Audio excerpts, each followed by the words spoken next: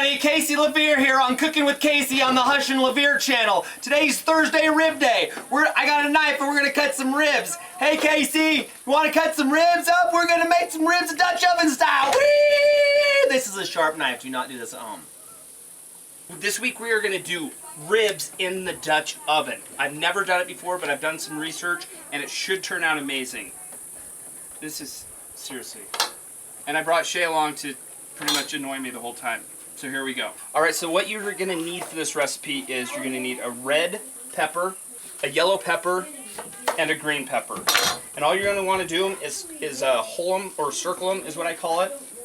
Yeah, that's why. You want to make glasses out of them. You just want to cut them all the way through so they're circles, because what we're going to do is we're going to use these to hold the ribs up off the bottom of the Dutch oven. Alright, so you want to do the same with your onion as you did with your peppers. Just cut them, circular.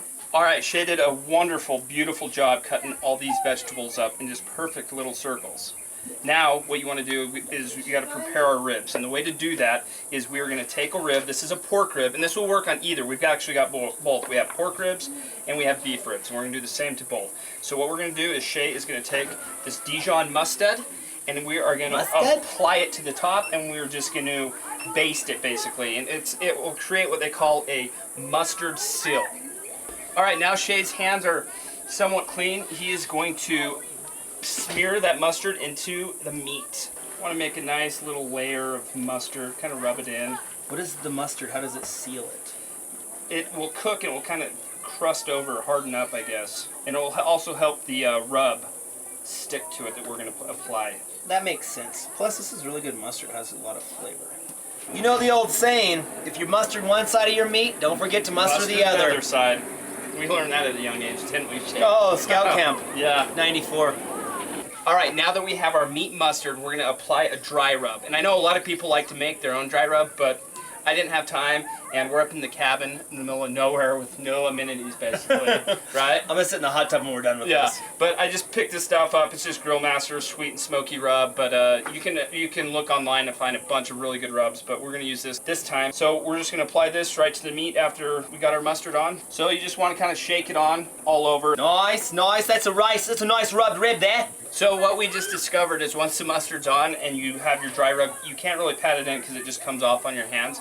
So we're just going to sprinkle it so it's nice and coated over the top, and then we'll flip over and do the other side just like it. So now that we have our mustard on the meat, we've got the dry rub on our meat, it's time to put it in the Dutch oven. And here's the secret about ribs in the Dutch oven, from what I've heard, is you want to keep them up, elevated off the bottom of the Dutch oven so they don't burn, because we're going to add barbecue sauce to them as well. So what we're going to do is we're going to actually take these vegetables and we're going to lay them in the bottom. It's going to give it some flavor, but it's also going to hold those ribs up off the bottom. So it don't burn! So Shay's going to line the bottom with the vegetables that he cut earlier, which he did an amazing job, by the way. I'm going to do a pattern. I learned about patterns in school. Alright, so we got our layer of vegetables on. Shay's going to throw the first rib. We had to cut the rib in half, obviously. It wasn't wide enough or long enough for the ribs, so we're going to throw that on top.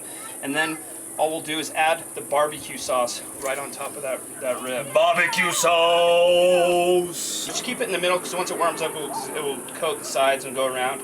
And then during the process, we're actually going to flip them over, and we'll do the other sides as well. Alright, so we got the first rib in. We're going to throw the other rack on, and we got 2 more that we got to do, because we got 20 people to feed, so hopefully they'll all fit in here. I don't know if they're going to. Alright guys, so we got the ribs in, we covered them with barbecue, we stacked them on top of each other. There's 4 layers in here, and the last thing you want to do is add a dark lager to the bottom.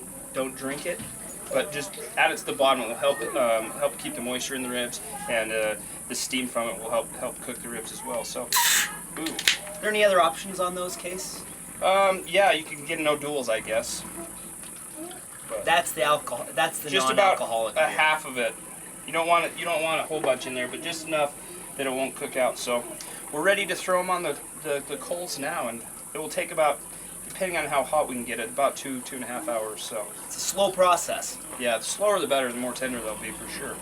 Let's go put them on there. Cook them up, dog.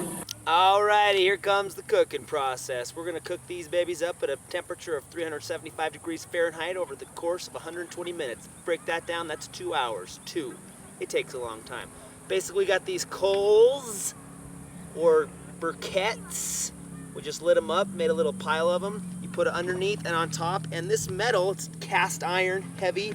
It's very conductive of heat.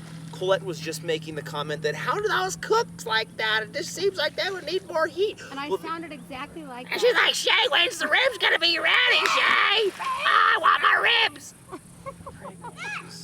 Pregnant. She's like, give me those ribs, Shay.